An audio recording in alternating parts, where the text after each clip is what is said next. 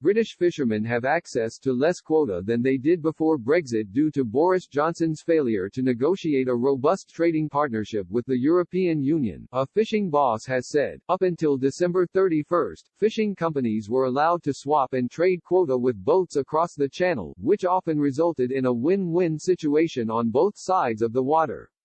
But since the Brexit transition period expired, fishermen have not had the option to do this sort of business with their European counterparts because the UK-EU trade deal forbids it. Chloe North, manager of Western Fish Producers Organisation, said while the Prime Minister promoted his trade deal as a success due to an increase in quota over 5 years, the fishermen she represents see it in a different light.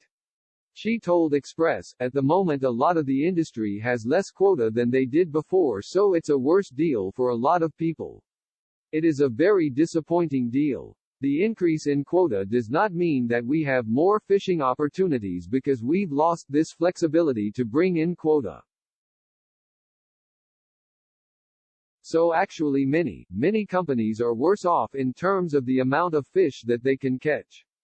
The organization based in Exeter, Devon, represents dozens of vessels that catch Dover sole, plaice, monkfish, whelk and scallops.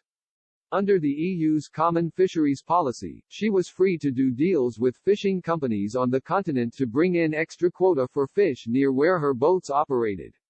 This meant fishermen did not have to travel so far afield and burn so much fuel to find their catch. The arrangement also meant there was a low rate of discarding, a controversial issue often blamed on EU rules. Ms. North said the loss of quota trading has had a drastic impact on the trawlers she represents.